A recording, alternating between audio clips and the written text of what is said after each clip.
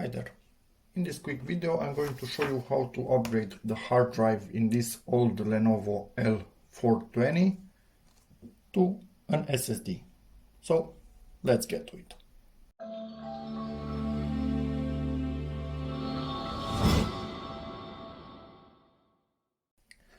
Okay, so this thing was starting to move quite slowly because obviously of a mechanical hard drive. So we decided it should get an upgrade. First thing that you want to do, remove the battery, obviously, get that out of the way, and then the hard drive is in this area right here. So we need a Phillips screwdriver and remove all the screws from this particular panel here.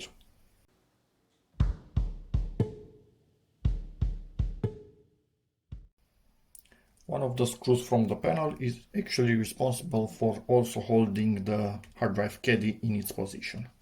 So if the panel is removed, you put your hand on this flap and pull in that direction, and then lift this end up and get it out, and you are done. And we had a 250 gigs hard drive in this thing. We are downgrading in size but upgrading a lot in speed, because this particular laptop is only used for web browsing and absolutely nothing else. So the size of the hard drive of the SSD actually is more than enough. This was never used, nowhere close to its capacity. So yep, we have this thing out. Let's see how many screws it actually has. It seems it's only held in place with 2, but originally I think it obviously should have had 4. Let's put them in here. And they are out. And yes, I will not reinstall Windows. Ideally you want to reinstall Windows, because even Windows itself can become quite slow over time, but in this case I suspect the slowness of the system is only due to the hard drive, as it's only used for web browsing. So yeah, if you clear the cache and the temporary Windows files, you shouldn't have much stuff in there to slow down your computer. But I will obviously check, and if I don't like how it behaves, yeah, I will reinstall Windows, but I hope I'm not in that particular position. Okay, remember the orientation of this thing. As you can see, we have a cutout in the caddy where you can see these contacts, so it's quite simple for us to put the new SSD in the correct, we have some magnets in there from the speaker, so don't put the hard drive there. It's quite simple to put the SSD in the correct position in this particular situation. Let's open up this box.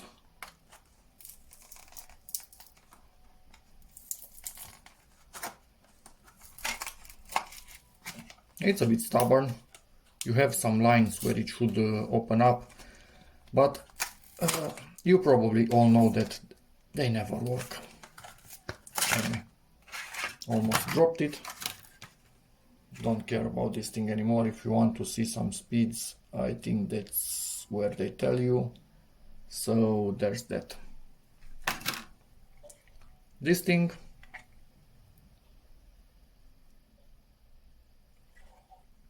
and put it in here. Make sure you align the, come on focus, make sure you align the screw holes. Where are they? Yep, now they are aligned. And we will put back the 2 screws that we actually have in this case. Come on, get in there, Lewis.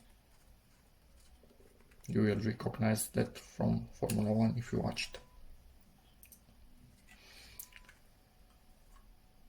And the second screw, and it's tightened.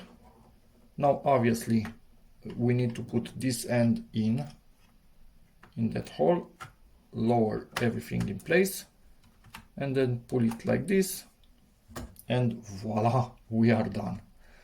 At this point, off camera, I will give it a bit of a clean if it's already opened up, and then put back the cover and continue with the cloning part of this video, because we will clone this thing directly to this thing to make this bootable and have everything that was on this thing on it. So let's do that. I've seen some other weird thing. As you can see, that resistor or capacitor has some corrosion on it, and we have some corrosion on the contacts. So I'm going to use some contact cleaner to get rid of that corrosion, and only then put everything, the memory, that being in this thing, and power it on again. This could develop problems in time. It wasn't, I think, creating problems now, or maybe intermittent, but in time this would have failed. Something else about this situation: when I see corrosion on a memory chip, I always peel off all the labels, yes, leaving the memory chip sometimes without its informations on it, but there is a risk that we have corrosion on a component under the label, so I prefer to not have this data on the chip anymore, but have everything inside. So easily, without damaging anything, start to lift this thing from one corner, and then come on, getting it off. And yes, I could actually put it back. It depends on the label type. It seems this one is some kind of plastic, so I can put it back after I check that everything is okay, but some of them are paper and you never put them back, and we seem to be lucky. The only place I found some more corrosion, I think it was in this point right here. A tiny corrosion point right there. So corrosion went in through one of the vias next to this particular component. Yeah, let's clean it and continue. Okay, so it's as clean as I can get it, and now I'm running the contacts, because it's impossible to completely clean them with a brush. And yes, this thing will never stay glued in proper position. I could heat it up to make it glue better, but yeah, I will see about that later. Or maybe I will just remove it and put it under the memory, so it's just there for future reference. Anyway, use a bit of paper to run on the contacts themselves, and the dirt and corrosion from the contacts will be transferred onto the paper, as you can see down there in the middle. So let's make sure everything is clean, and then on this component that was affected, I will put a blob of how do you call it, transparent nail polish, just to make sure that air cannot get in there to continue corroding, and we should be good. I also cleaned the contacts in there with alcohol and a brush, so hopefully everything is okay, but we will see when we try to power this thing on. Couldn't leave it like that, so I'm going to use this rework station from Proskit, thank you Proskit, to heat this thing up just a little bit and make it stay in its place. And I'm going to do that off camera, because this thing makes a bit of a noise. And we are done. That is covered, the corrosion is cleaned as best as possible from the contacts, and the label will probably never stay properly in place. As you could see, it was starting to warp, and it was still not sticking properly, but it's there, kind of, somehow. Anyway, whatever. So let's get this thing into the laptop and hope everything works. I'm feeling brave, so I will directly put the covers back in place and consider that everything will work. Yeah, many times it doesn't happen that easily, but whatever, we will see. And yes, it seems this particular cover is a pain to put back in place, especially if the screws are already in here, but yeah, you need to find your own way. When it doesn't want to go in a certain area, you pull it back and try to bend it a bit until it aligns and goes in. Most of it is in, but still having trouble in this corner, so it will take a bit of time. Let's do this in high speed.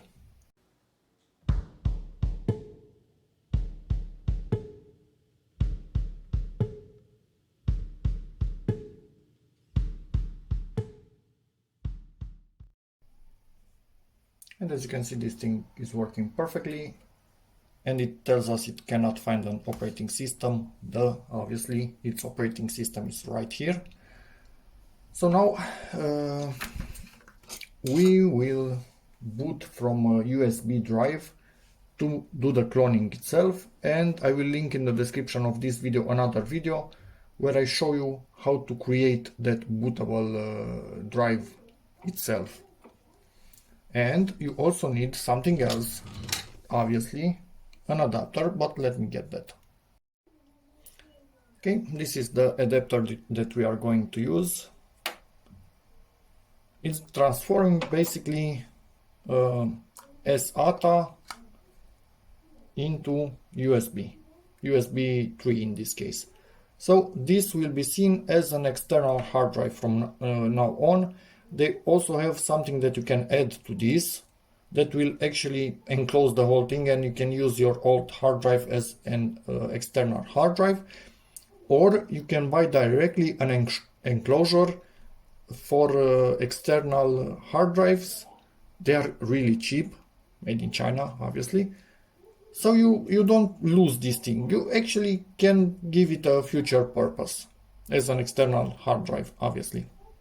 But for me, this is just for the moment. I'm not going to reuse this thing, or actually the owners of the laptop probably will not reuse it for the moment, at least. They will see in the future.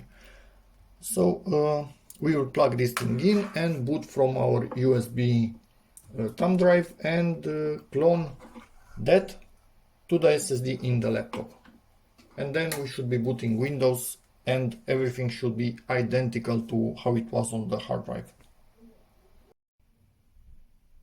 As you can see, we have the bootable USB drive plugged in, and we have the old hard drive that we want to clone onto the SSD that's inside this laptop now.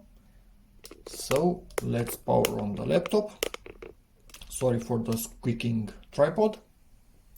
And in this case of a Lenovo, press F12 to enter the boot menu. I have a huge range of how you call it, videos with what you need to press to enter the boot menu on various laptop brands and models. And here is the boot menu. We do not see the USB hard drive that we have plugged in because it seems it's a bit slow to boot up. So this hard drive might actually be a bit failing maybe, but not really sure what I should actually do here. I think I'm going to enter the BIOS because I want to see it in the list.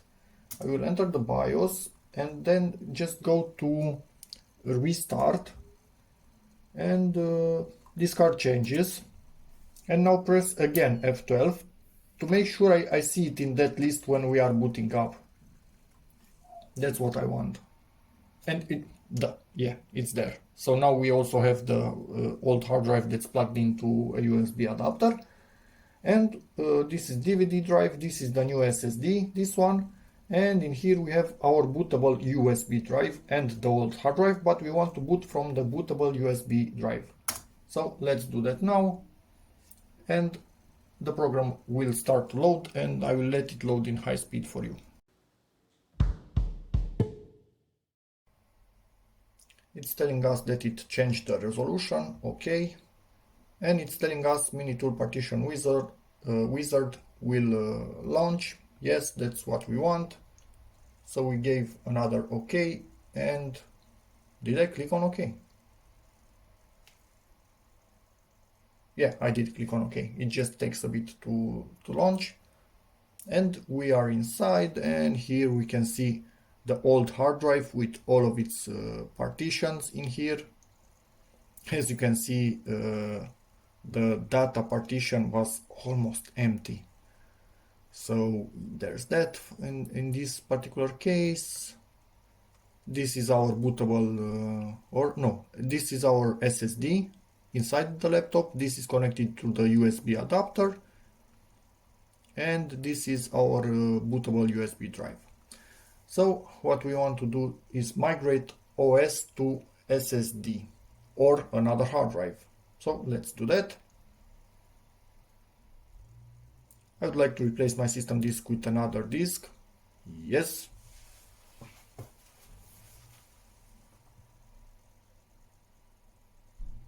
Let's go on to next.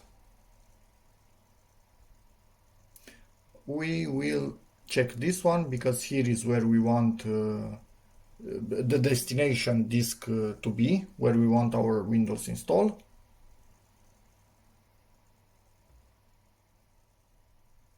It's already showing us how it will resize the partitions, because the hard drive that we are actually cloning was about twice as big as the SSD we are putting into this computer. But what I want to do now, I think this one, I will make a bit smaller, this partition. I will make it, only drivers I think are on this particular partition. I'm going to make it 14 gigs, something like that. As you can see, it's still not full. I could make it even 10 gigs. Again, only drivers are on that partition, and that's the only thing that will ever be on that partition. And now we have unallocated space that I want to give to this thing, but let me see how I can actually move this. I cannot move this. Unallocated space before. Let me copy this, Ctrl C and Ctrl V. So we have the unallocated space here. Okay, there's that.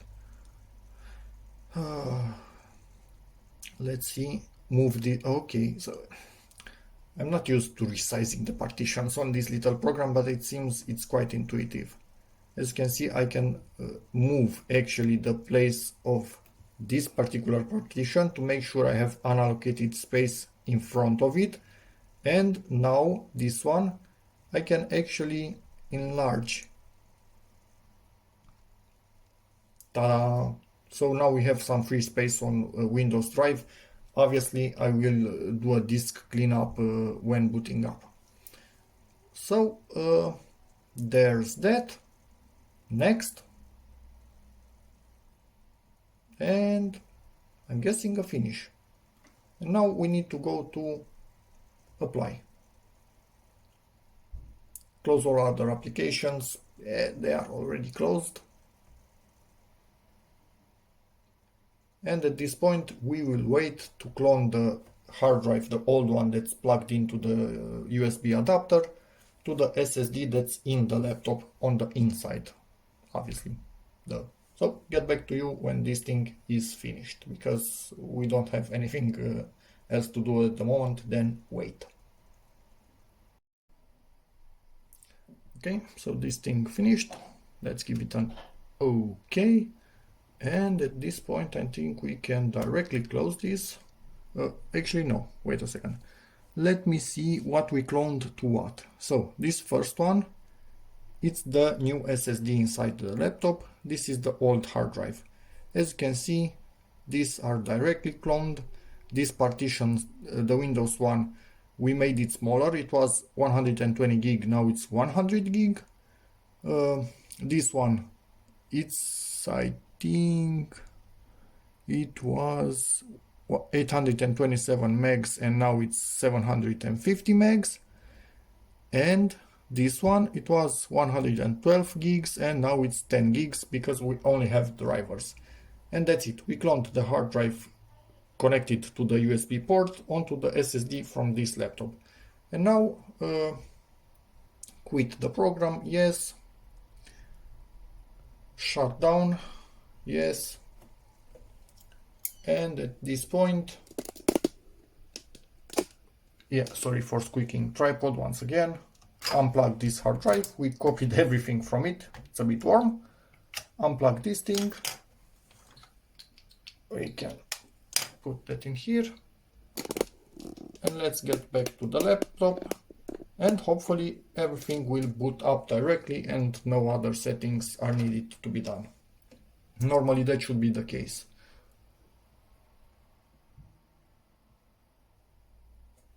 Ta-da! And this thing might boot up quite slowly for the first time because it will recognize the SSD. And also this Windows had a lot of updates that it needed to do. So yeah, be back when this thing finishes because this will not be a normal SSD booting speed. It will be quite slow the first time. Okay, and it's finally done. It took a lot of time for this thing to load. Obviously, it's much later in the same day. I left it do its thing. Then I had other stuff that I needed to do. I couldn't stay around to wait for it. But now it's working perfectly. Our programs are all here. Our user files on the secondary partition, for example, are all here. Windows is obviously activated. All drivers obviously installed, and yeah, everything 100% working. And yeah, this thing obviously with an SSD instead of hard drive is moving much and a few more faster. And I really do recommend you replace your old hard drives in laptops with SSDs. It's really worth it. And by using this tool to migrate, you don't even need to reinstall anything. You just have a faster laptop in a few hours that's identical to what you had before, but just faster. And yeah, if it makes sense, hope it makes. And yeah, that's about that. That's all for this video. Hope it helps you, in which case please give it a like, check out my other videos, and as always, see you in the next one. Bye.